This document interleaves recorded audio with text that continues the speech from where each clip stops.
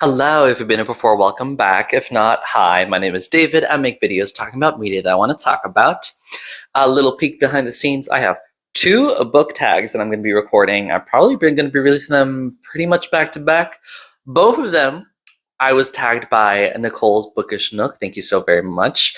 This video I'm doing right now is the Filmtastic Book Tag. Thank you again to Nicole for tagging me. This tag was created by Duncan over at Back Away from the Donkey channel. And this tag is celebrating books and films and their relationship to each other. And I was really happy to get this tag because I wanted to talk more about books or more about movies in my channel, because I'm not just a booktuber. I also talk about podcasts and I also talk about movies. I'm multifaceted. And so thank you, Nicole, for tagging me in so many things, because I have a lot to talk about. First prompt: your first memory of seeing a film at the picture/cinema. Okay, listen, I am 25 years old. What? I had to look up movies that came out in 2005, because that's probably when I started having consciousness, right? I didn't see anything in that list, but then I was like, okay, let me actually look back. What is a movie that I probably watched in the theaters with my mom and dad that they're like, yeah, sure, let's bring him to the movies for that? I remember watching Pooh's Heffalump movie, which did come out in 2005, so I was right on the money in that. That is a movie, a children's movie about Winnie the Pooh and the Heffalump. That's it. I remember watching that in the theaters. I don't really remember anything about it. I know that Heffalump is there. I remember watching my boyfriend play Kingdom Hearts 3, and the Heffalump is there as well. I'm like, oh my god, the Heffalump from the movie that I watched in theaters? Yeah. Anyways, prompt number 2, a book about film. It can be behind the scenes, an autobiographical, a work of fiction that includes film as a main subject.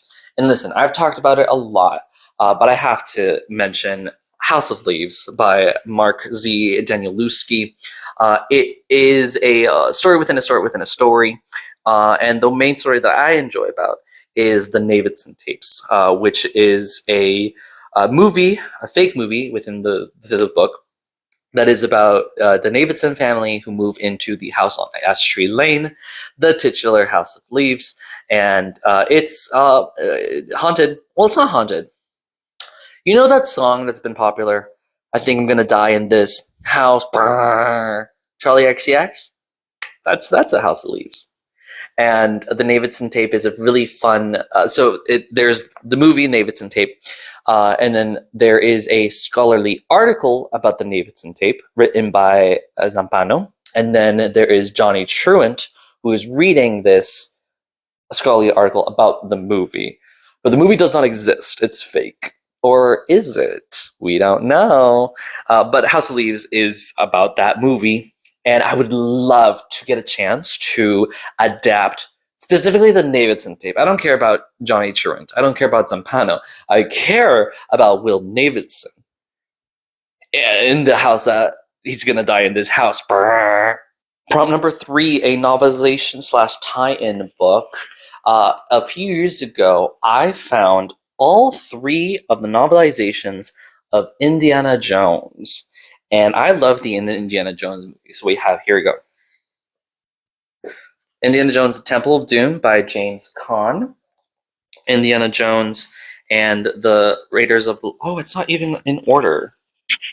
Temple of Doom, Raiders of the Lost Ark, Campbell Black, and Indiana Jones and the Last Crusade, Rob McGregor.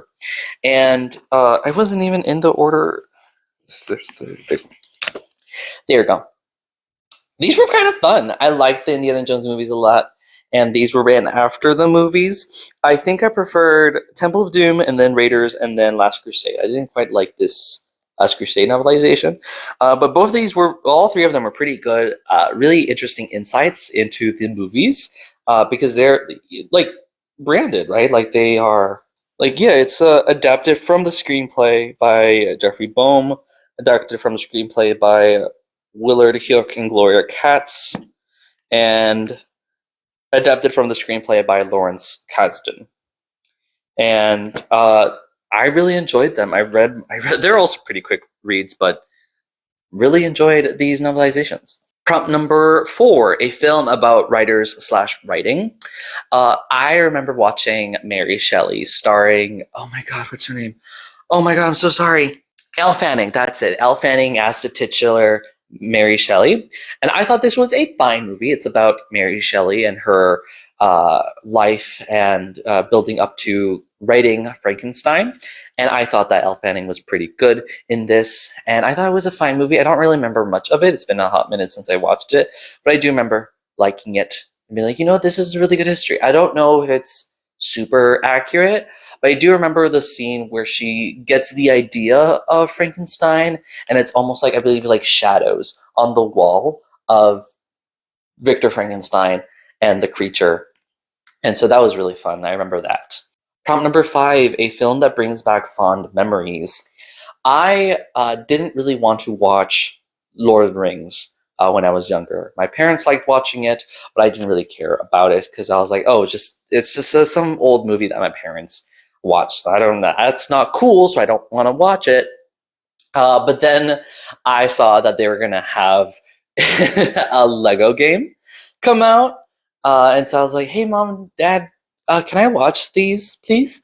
Movies. And so I watched the Lord of the Rings trilogy and absolutely adored it. No surprise, everyone loves the Lord of the Rings trilogy. And so every time I think about the movie and I return to the last few times I watched it, like I did a marathon of these 3 movies with a group of friends in college.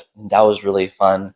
And just talking about how sincere and emotional these movies are compared to other franchises, especially because, like, compared to like Marvel, Game of Thrones, Star Wars, stuff like that, big movie franchises, The Hobbit as well, in terms of on that group, they are not that sincere. And Lord of the Rings is very sincere. It takes itself very seriously, and when there's moments of levity, there's moments of levity. But when there's moments of despair, of darkness, it maintains that and doesn't make it all jokey, laugh. You know what I mean? I really enjoy that compared to like Star Wars, compared to like Marvel, Game of Thrones at times as well. It's very sincere, Lord of the Rings, and I remember watching them and really loving them so much. And so those really bring back fond memories. Part number 6, a film that made you want to read the book. At the beginning of this year, I watched Hamnet, directed by Chloe Zhao. Loved it so much. I did not expect to like it as much. I wanted to hit off. Yeah, I wanted to start off. That's it. That's a term. The year with a good movie, and I heard a lot of good things about the movie, but I didn't expect to love it as much as I did. But I wanted to watch it mainly because Hamlet is my favorite Shakespeare novel. It's over here somewhere. Here it is.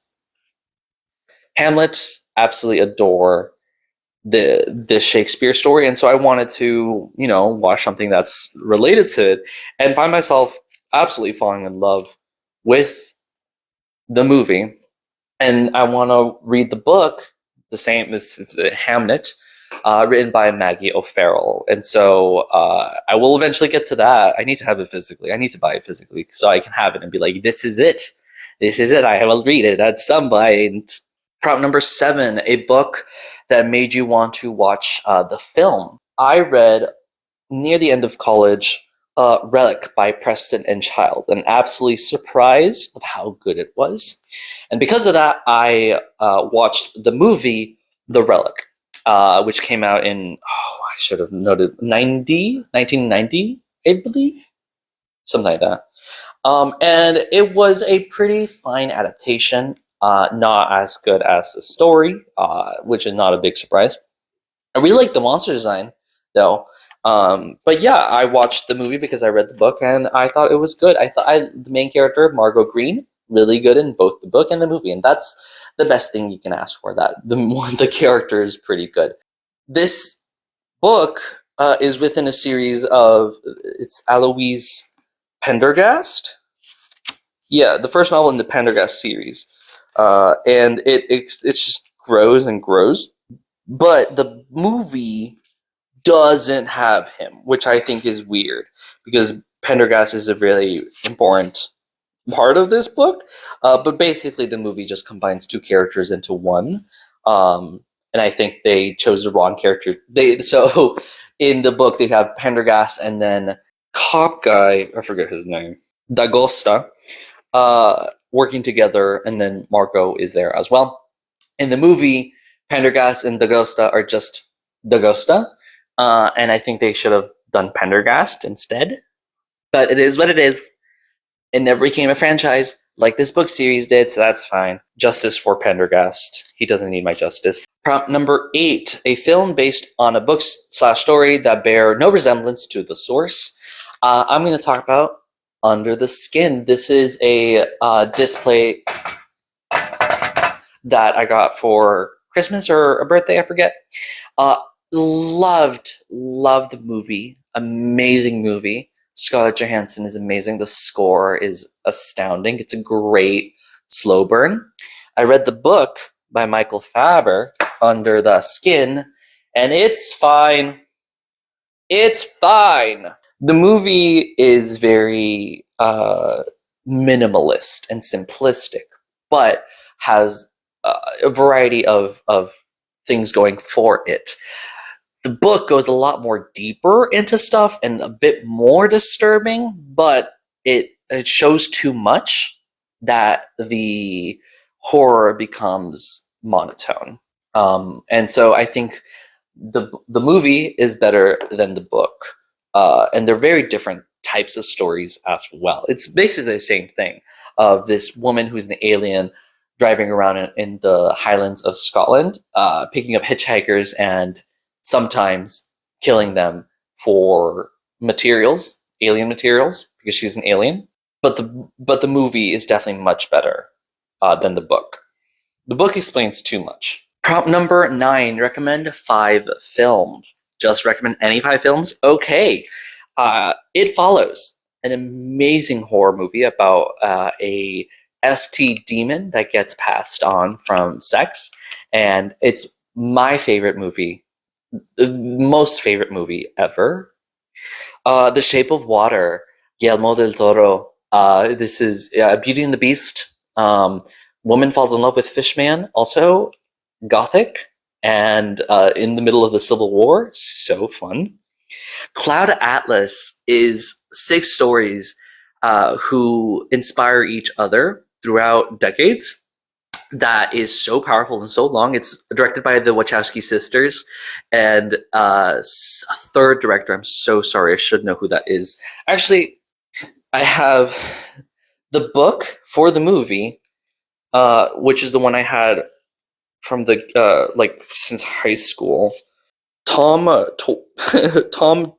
Tykwer and the Wachowski sisters directed the movie. And then I also have the original edition. This is the only book that I have 2 versions of. Anyways, the movie, I watched the movie before reading the book. I don't want to say that the movie is better than the book. However, I connected more with the movie than the book.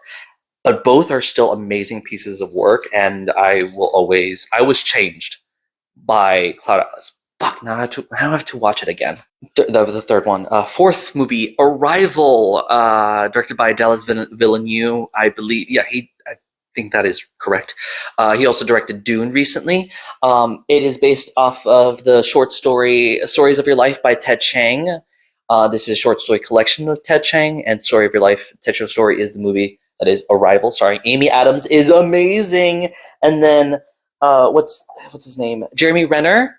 Jeremy Renner, he was really good too. I wish there was a place that I could talk about how good Jeremy Renner was in Arrival. But anyways, a really good science fiction movie about aliens arriving and language and physics, and it's so good. And then those are my top 4 in Letterboxd. I have a Letterboxd in my description below. If you want to follow me there, please do. Those are my top 4. And then I wanted to choose the fifth movie. One that I have not heard a lot of people talk about, underrated. There's a lot of movies that I want I would have put in this slot. But I'm going to talk about The Bay, which is a horror mockumentary about mutant isopods that attack a seaside town on July 4th, and the aftermath of all of it. There's a journalist talking about the clip scene, and it's a really fun, horrifying mockumentary. Loved it. Love The Bay. Go check it out. It's a really good horror movie. And I also added a bonus question. You don't have to do this if you're doing this tag, but I wanted to add another thing to talk about. A film that is better than the book, because I was thinking of Under the Skin. However, I think it's worth to say sometimes adaptations are better. And so there is a handful that I wanted to talk about.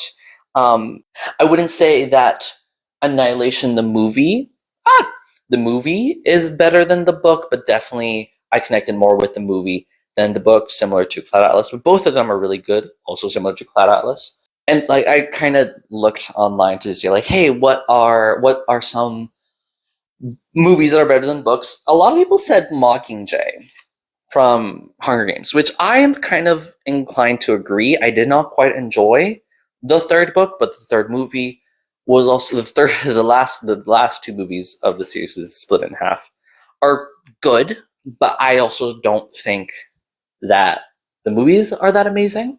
I think Catching Fire is the best in both the movie and the series.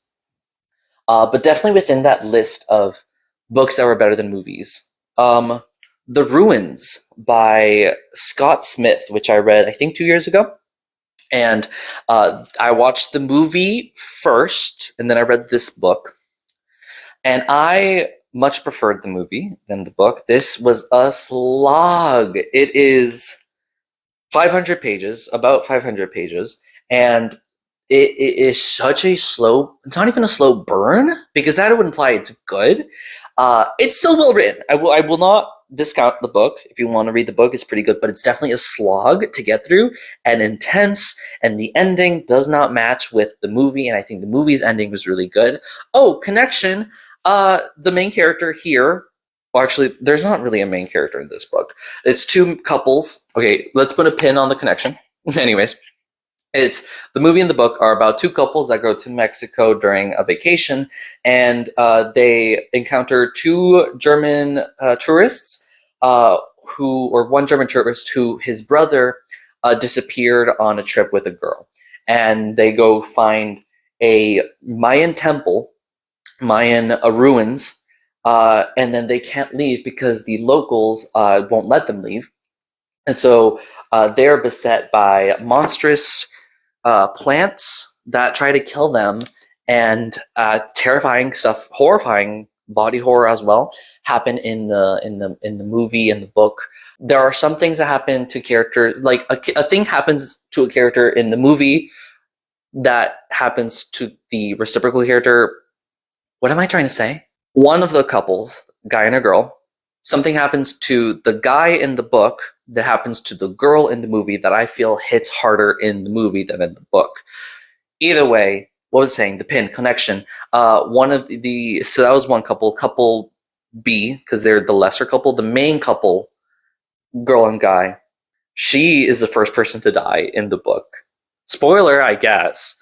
But in the movie, she's the final girl, played by Jenna Malone, who also plays Joanna Mason in Mockingjay and Catching Fire. Anyways, that was a connection I was. But yeah, the movie The Ruins was a much better horror movie, in my opinion, than this book. It's still a pretty good horror book, but definitely a slog to get through. And it just felt like I was treading through mud to get through this book. A really fun tread through mud, but it was definitely a tread through mud.